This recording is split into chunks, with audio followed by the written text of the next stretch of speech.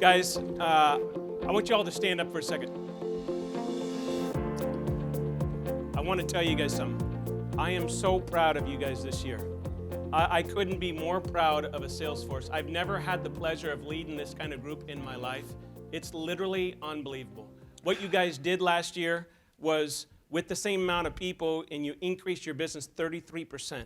You led the nation for a multi-state mortgage company in units. It was unbelievable. So give yourself a standing applause. Sit down, guys. So this has been a journey for me. You know, a lot of you guys, it's funny, you guys look at me and people think certain things. It's like they think, oh, Todd this or Todd that. Let me help you out. I'm a stupid farm boy trying to run a company, okay? And that's the truth. I do some good things and I have some weaknesses. Let me tell you my journey around this whole idea of running a better company and things like that. When I started out, and I think this is a normal progression for all of us, when we first start out, I think there's 3 stages that we think about. The first stage is what? Survival, right? You guys remember? And there's probably some people in this room that are just focused on survival. We're trying to pay the bills, right? Trying to pay the bills. And so that's normal. If you're okay and that's, you know, we all started out in that spot. Most of you have grown beyond that to the second stage of what I call career. When do we know it's a career? Here's my definition. It's when I was driving to work, and I was probably 3-4 years being a loan officer, and I literally thought to myself, I am for sure going to retire doing this. Like, I don't have it all figured out yet, but I know that I can make good money, that I can serve people, it's within my skill set, like it was a career for me. And I hope that 100% of us are there. I've never thought of doing something different.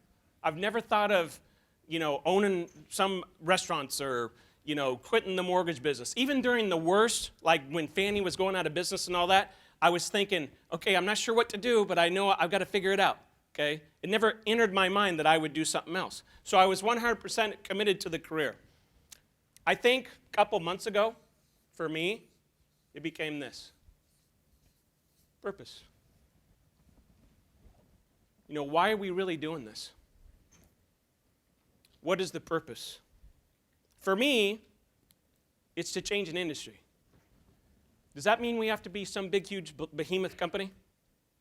No, it's not about that. For me, it's about doing something special. It's about someday, when people look at Summit, they'll say, you want to see how to run a private mortgage bank? Go see them.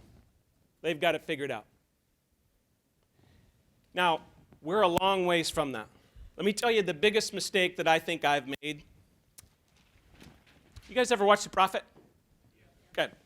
So I've watched there's been about 20 or so episodes. I've watched about 70% of them.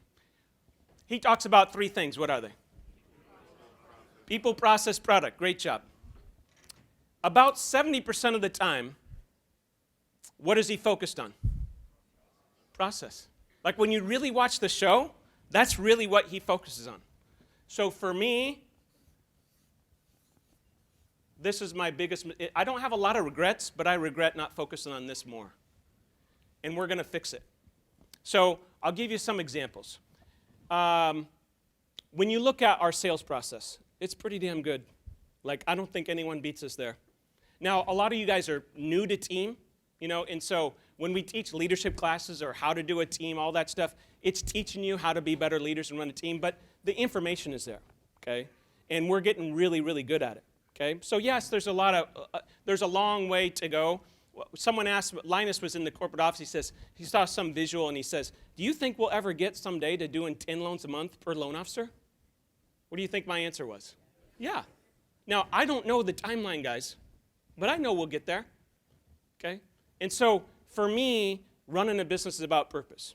And I think that there's been several things that happened along the way. I think one of them was for me about 2 years ago, and I've read it twice now. I read a book called Small Giants, and it's 14 stories about entrepreneurs that just decided to make their companies better instead of bigger. And I think for me, I saw the mortgage meltdown, and I see everything happening. Rick asked me this morning, hey, do you think do you regret growing the company to get to be a $3 billion company? I felt that it was the right thing to do as your leader. I see a lot of companies right now. Rick and I get calls all the time. Hey, buy this company, take over this company. We don't do a lot of those things because it's not really what we're into. But why do you think those small companies are asking us those questions? Why? It's too hard to make money, right? You got to be a certain size, okay? You talk about things that we're doing like taking redisclosures in-house. That's a 80 grand a month department. That's what it costs, okay? Doing all this stuff that we do, it just takes a lot of money. So you got to make money to spend money. And so I don't really regret growing. What I want to do moving forward is I want us just to perfect what we're doing. And I'll give you some examples. I think a big miss for the company was this. And I love the idea that Rick, he calls it the pickle person.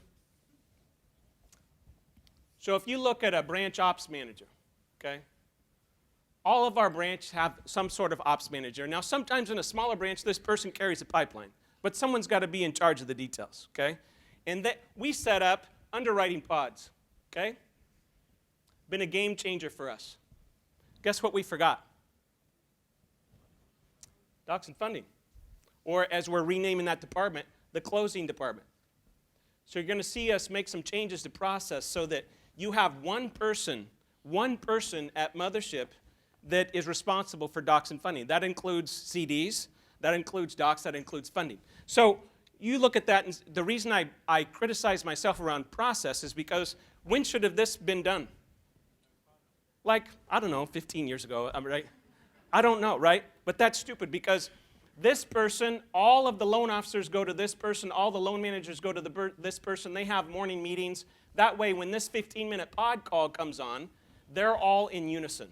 And it's impossible for this person, it's not that people want to pass the buck. We've got great people in Summit. But when you're dealing with 4 or 5 people in this area, it's too easy for things to get lost. They don't know the signing times at 10 a.m., right? Or someone knows the signing times at 10 a.m., but the person next to them doing docs doesn't, or doing the CD doesn't. Does that make sense? So when I talk about process, we talked about Del Mar. We hired a lady who's a process engineer, and she's starting at the end of this month, and her only job is to improve process. And so I could go on and on about improvement process. Dan Miller and the executive, we call it sales counselor, we call it the executive council, that helps a lot of process. One of the things the council brought to us is they said, hey, people aren't answering their phones. And I was like, of course, I make the mistake as a leader sometimes that everyone acts like I act, okay? Of course they would answer the phone. Like, I made a promise years ago that every single person that calls me today gets called back, okay? Sometimes I will call you just to tell you I don't have time to talk, okay? But that's at least a call back so you know that I have follow-through, okay? So Julie Pantiskas, one of our EVPs, she used to run call centers for Disney. So she thought, I'm good at this, I got this, don't worry about it. She comes to me a week later and says, here's the top 20 people that aren't answering their phones. I'm having a crackhead meeting tomorrow, okay? And yeah, come to find out that you had some people that just they're not answering their phones. So, setting up, here's another example. You got someone on the phone, and you're trying to get a hold of the appraisal department, for example. And we can set up our phone system so if someone's on the phone, it rings to the next person, okay?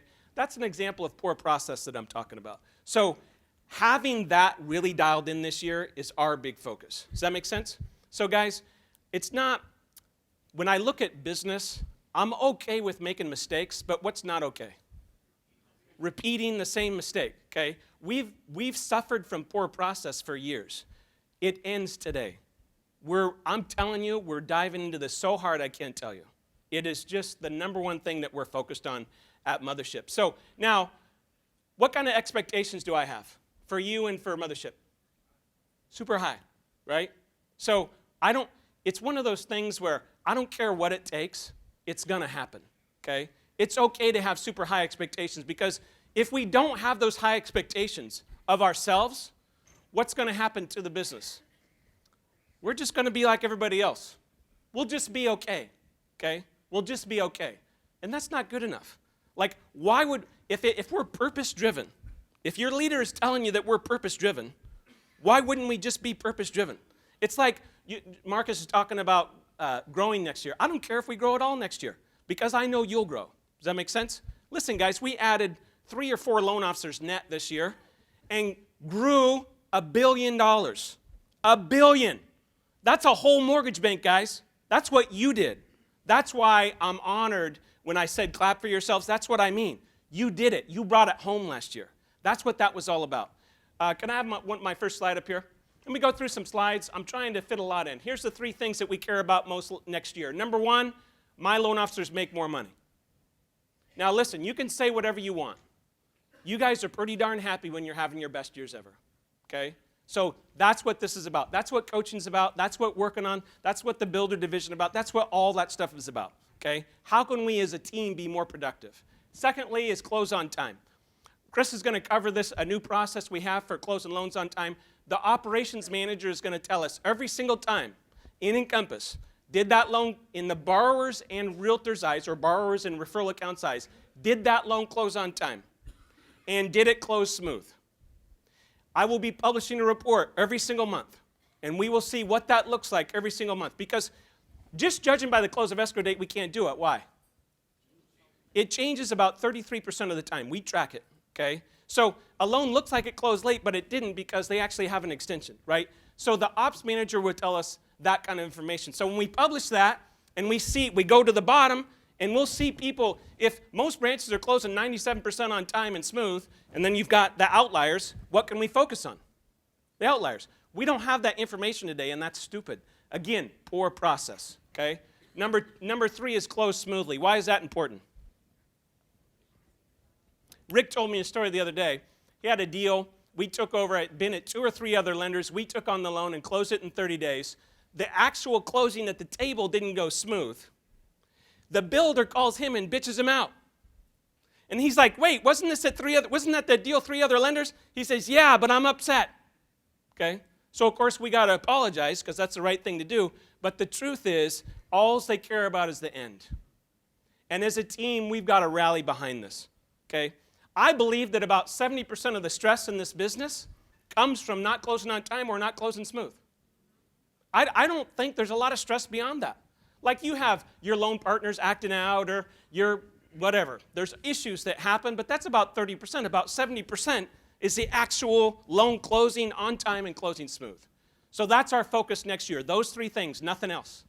I don't want you to think about anything else except those 3 things. Next slide. I talked about purpose being a world-class mortgage company. Doesn't mean we've got to be the biggest guys. You know, I have people coming to me all the time and they said, you know, Todd, you could do $8 billion or you could... Someone give me a reason why I would work on that. Why would I work on some big behemoth company? What would be the only reason? Ego. What would be another reason? Money. I got a lot of money. I don't need more money. It's not about money, okay?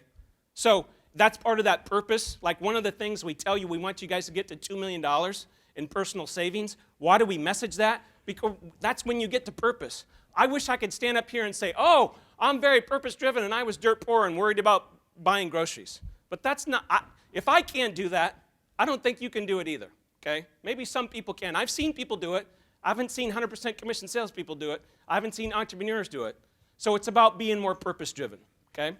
So that's the goal. We made some changes on Playbook. I just want to highlight these changes. How will we succeed? And this came from Shirley, and I thought it was excellent advice. She says, Todd, you know, we're not putting enough emphasis on close on time. So we wrote on here, we live and die by the closing on time. Live and die. I don't care what it takes. You know, one of the things that the advisory council brought to our attention that we're working on at the branch manager retreat is there's kind of a weird culture at Mothership about, you know, hey, we need this cleared before it closes, and it's a $10 item or something. It's like, dude, what are you doing? Just close the loan, okay? We're going to get rid of that weird culture. I was talking to Jan about it last Friday, and she's all, Todd, it's like people are hung over from the mortgage meltdown when we really were afraid to close a loan because we couldn't sell it. Now, is there a lot of rules? Is it tough? Yes. What's the good news about TRID? Makes it tougher. Why is that good news? Yeah, the day that your job becomes super easy is the day that your commission goes down. Let's be crystal clear, okay? So be happy that it's this tough, because we're at the pinnacle of you making the most money, okay? Because it's really hard. The day that you can just thumbprint and you get auto transcripts and your loan's approved and it's all automated, you're screwed, okay? That's the truth, guys, right? So what we do is hard, but we got to live and die by the close date. Under the thematic goal, it says, the old one that we made up, we got it wrong the last 2 months when we published it 2 months ago, and it said about process. That was the right idea, but it wasn't really the heart of the matter. What we were doing is treating the symptom. The issue is close on time and close smooth. I don't know how long this will be on here, but it doesn't come off here until we've got it right. Does that make sense? That's how this works. That's the company's thematic goal. Now, your branch's thematic goal will be different because it's at a branch level.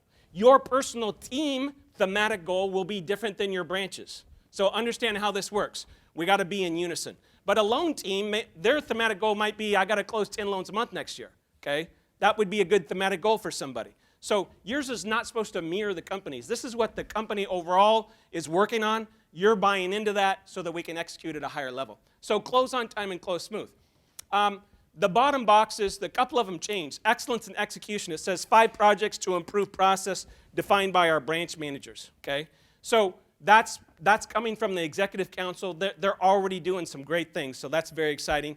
And then the last bubble says on-time measurement. It says align the entire company on close of escrow dates. So at the branch manager retreat, Chris is going to go over later on today how we measure that, and I just kind of mentioned the loan managers will be telling us how accurate we are. But then we've got to do something with it, right? And that's what that's about, okay? So I don't know what it is. Maybe the top, funding, underwriting, doc team that works with the best ops manager, maybe so many of them go on the sales trip or we track it, but there's got to be a lot of emphasis around it. So we don't have that all figured out, but we're putting the final touches on that at the branch manager retreat because we're doing a whole segment on this, and they will come up with some great ideas, okay? So that's the idea of that. Next slide. 5 focuses for next year. Master smooth closings, I already talked about that. Grow within our existing loan officers. And number 3 is close on time, okay? So now, guess what's going to happen at the branch level? Think there's going to be more accountability or less accountability? More. Because you can't have a loan file sitting on your desk for 11 days and then bitch everyone out why it closes late, okay? So I'm telling you, I'm giving you fair warning. We will publish in January what the new rules are. You will live by those rules or you won't work at Summit. It's going to be nasty, okay? Because this whole domino effect of, oh, I just couldn't get the file off my desk and all that stuff, and then, oh, I need 2 minutes in docs and all that stuff.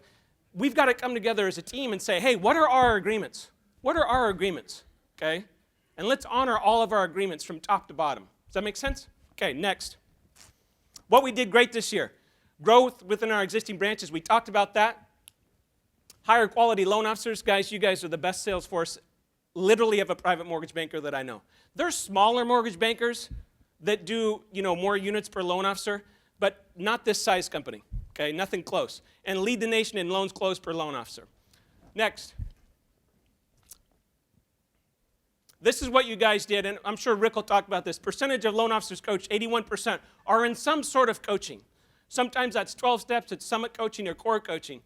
The personal income of a loan officer coach is $297,000 this year. The person not coached is $132,000. That is almost triple. Why does coaching work? You ever think about this? Accountability. It's even simpler than that. When you're working on your business every 2 weeks with structure, you have time to work on it. You have someone from the outside telling you what you're doing wrong.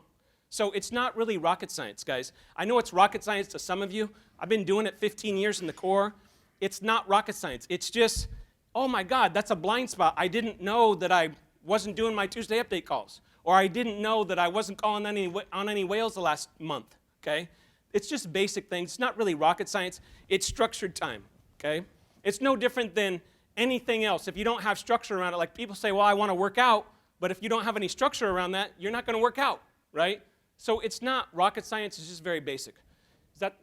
81% of our loan officers are coached in some form of coaching. 86 out of the top 100 are coached. Our average loan officer coached increased their business last year 54%. That's in 1 year. 1 year.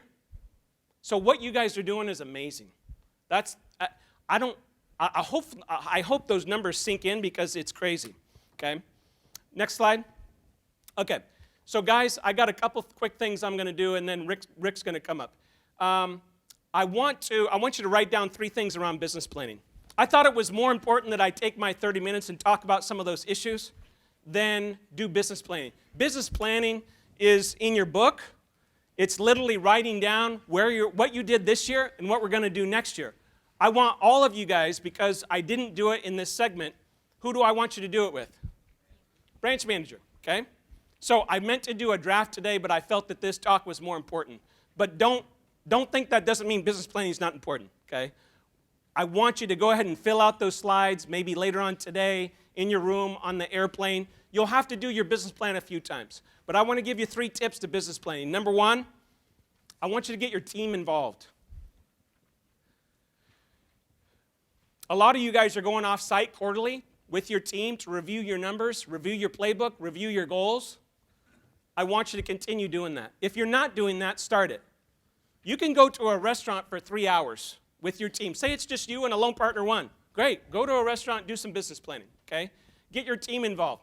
Because your team, yes, they'll do what you want, but when they have buy-in, everything changes, okay? Number 2, I want you to pay careful attention to picking the proper thematic goal. Your thematic goal that goes on your playbook is very important. Let me tell you what I see a lot of times. People are working on their birthday program when they're closing 5 loans a month. What should the thematic goal be? Sales, right? For 90% of you, your thematic goal is sales, okay? Now, some of you have big teams and you're knocking the cover off the ball. Right, maybe you have an operational one, okay? But you don't work on anything but sales until sales are, right, you're hitting all of your goals around sales, okay? Does that make sense? So make sure you pick the right thematic goal. I was coaching someone the other day, and they had this thematic goal that was operationally based, and the truth is, I'm like, no, you're closing 8 loans a month, and you tell me you want to close 12, right? Work on sales. Number 3 is get coached. Coaching is what will help you implement that business plan. Those are my 3 biggest tips that I have around that. Can I have Julie and Jeff come up here real quick? Are they here? Yep. Julie and Jeff, can you come up here just real quick? Real quick segment, and then I'm going to bring up Rick. We're trying to do a better job of having people know, as the company's grown. There was a point this year where we had 40% of our employees were 6 months or more new, because you guys added so many LPs, which is what we wanted you to do. We added managers, we added underwriters, and so we've got to get past this, hey, we're all getting to know each other and who does what. I have 6 people who report to me, okay? One is, of course, Chris Ringrose, EVP of Mortgage Banking. Then I got Marcus Davis, EVP of Sales. I got Mike Beeman, EVP of Capital Markets. And then I got Jim Hagan, who's EVP of Finance, so he's the CFO. We added 2 new EVPs this year. So we added Julie Pantiskas. Julie came to us with yes. Julie oversees 3 major departments. 1 is training, 2 is marketing, and 3 is PMO, which stands for Project Management Office. Project Management Office. And I would tell you, if there's one thing I would have paid more attention to, I talked about process. I would have invested a lot more in training earlier. I would have invested in a PMO office that helps get projects done and works on process, about 15 years ago. Like, I think it's one of my biggest misses. So Julie has a great background. If you want to have some great discussions with her, she spent many years as an executive for Disney. Just got great stories about how that company ran and what they did to do all kinds of things. And she's been awesome. Julie, you've been awesome to work with. I mean, really has come into the company and just brought a much higher level of execution, of business planning. Hiring skills are great. I mean, just really a lot of great things that she's brought to the company. So I'm super happy with Julie. Thank you. And then Jeff Cook is our EVP of Administration. Now, that's not a very sexy title, okay? But what Jeff does is he oversees all of HR, all of legal, IT, and compliance. And so when you see all the major changes in those 4 departments, most of that is his brainchild. And Jeff's background was, again, running very large companies. Interesting note, if you want to have an interesting discussion with Jeff, he used to work as an executive with Steve Jobs years ago when Apple was struggling. So he's got some great war stories about those days. But then he went on to run a lot of other great companies at a very high level. And Jeff, I got to tell you, you're just awesome to work with. I mean, his leadership, his ability to execute is unbelievable. I mean, really, both of you do a great, great job. So I just want to get a name to a face so you guys knew who they were. Thank you guys very much.